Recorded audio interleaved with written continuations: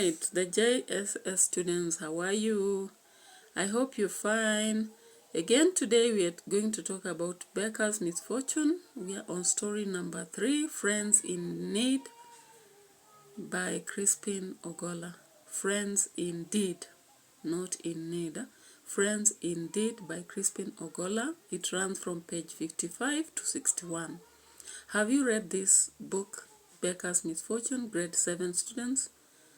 I hope you have. Now, when we look at the setting of this story, it happens in a water-flooded area early in the morning near Oroya River. Do you come from river points, maybe near a river? Can you tell us the experience you have with rivers? I hope it's not as it was in this story.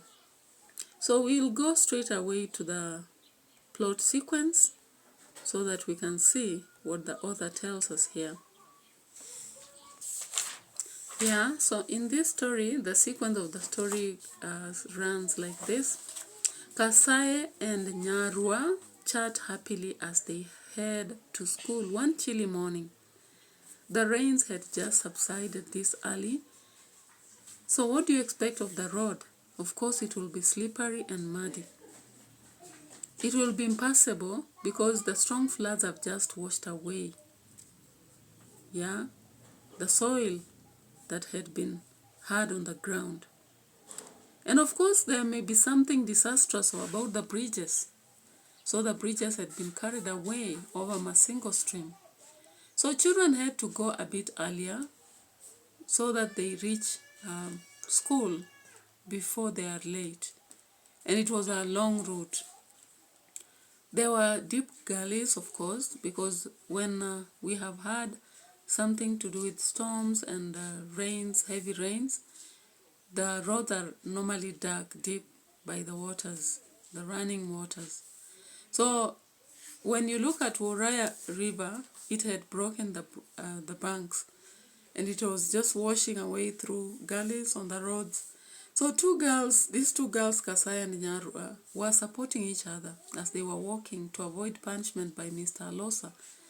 And they were laughing at how Mr. Alosa would address them. So Magudha, who was called MP, soon caught up with them. This was a boy. And so he commented on the floods and how they annoyed them while the water was bubbling. And as they kept trudging, Kasaye slid his leg and tried to hold to Nyarwa, then lost balance. Magudha, who wanted to help, fell too on the other side and was pushed by his heavy bag towards the gully. The two girls reached him and grabbed one of his legs, then pulled him out until he was out of the danger. Soon, we see Mr. Andosa, the chief, gets where they are and realizes the struggle. He tells them to go back home and he seeks consent from the officers to let children stay at home until the storms are over.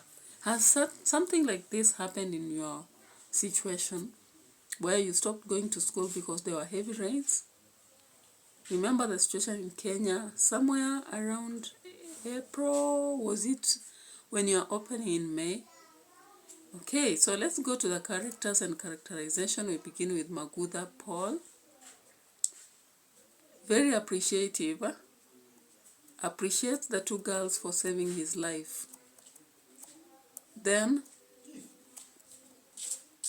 the author says that he was funny and a jovial boy. When he finds the two girls, he begins laughing and making funny remarks about Mr. Alosa, so he's very jovial.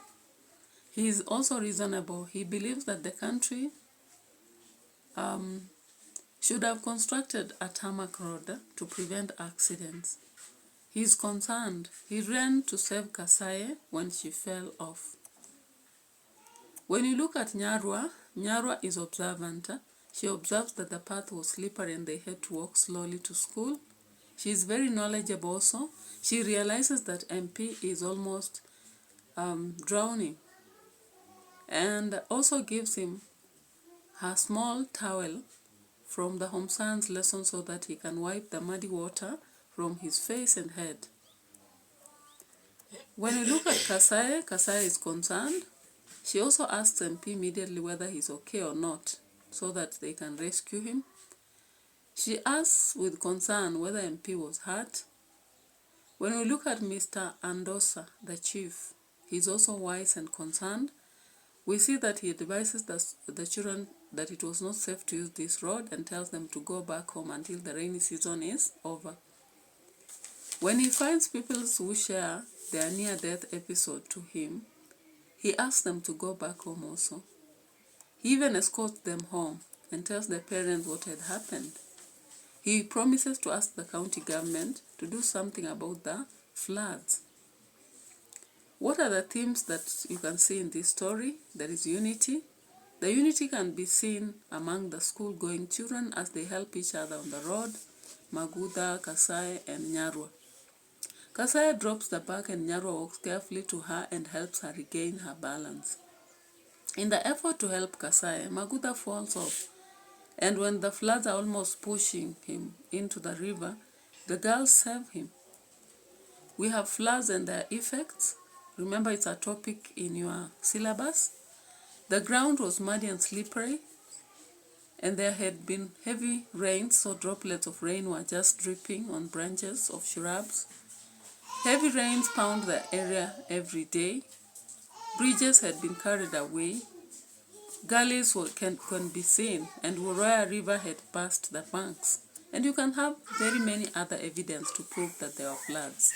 Education, you can see that 3 kids are heading to school, and they fear punishment from teacher Alosa. They would wake up early so that they use the long route to head to school. There is poor leadership or rather negligence. You can see the roads had been not constructed well. There was no bridge. The chief was forced to talk to the county government so that they do something in the area. Styles, you can see onomatopoeia is the leading one with words like chatted, roaring, the roar, screamed, scrambled, wept, pounding, croaking, burst, slid, bubbled. There is one simile, it was like the small river. Idiom, brr and grrr. Vivid description, we've had description of how Kasaye almost was in danger. On page 58 to 59 you can see that. There was another description of how Maguda was also drowning and how Kasaye and Nyarwa helped to rescue him. We have personification, floods were annoyed, they are angry. Repetition, louder and louder. Her back was, her hair was, her beautiful, she was. Then we have dialogue. You can see the dialogues actually. Kasaye and Nyarwa are discussing as they move to school. Maguda comes and joins them and they talk about Mr. Alosa. The people's letter are talking about and how the floods were annoyed and they were roaring. Then the 3 also talk about how they had saved MP. The chief finds them and talks to them. Now, I'll assign you a simple task, a learner's task, and this will be a contextual question. So consider listening carefully and you go back to your book, check before you can do this. Suddenly, Kasaye screamed. Her left leg was sliding dangerously towards the front. She tried to grab Nyarwa's hand, but she lost her balance. She screamed again as she fell to the ground on her back. On seeing that his friend had fallen, Maguda tried to rescue her. He stretched his hand, but he could not reach her. He decided to jump towards her, but the bag on his back was too heavy to allow him to jump easily. As he lifted his right leg to jump, the bag moved to his left side. This made him lose balance too, and he toppled over, falling on his back. On the opposite side of the path, Kasaye had succeeded in getting on her feet. She had, however, dropped her bag. With both arms free, she spread them out for proper balance. Nyarwa walked carefully to her friend. Slowly, she helped Kasaye regain her balance. Both girls then scrambled toward Magudha. The bag on his back made it difficult for him to get up. There was nothing around to grasp on, as the ground was bare and slippery. He pushed himself to his left side so that he could stand. That was a mistake. The weight of his back worsened the situation when he struggled to get up. This only helped push him toward the gully. Question 1. How did Magudha fall? Question 2. What themes are clearly brought out in this passage? Explain. Establish any one style that is used in this passage. Did Kasai really ever stand? How? The last question.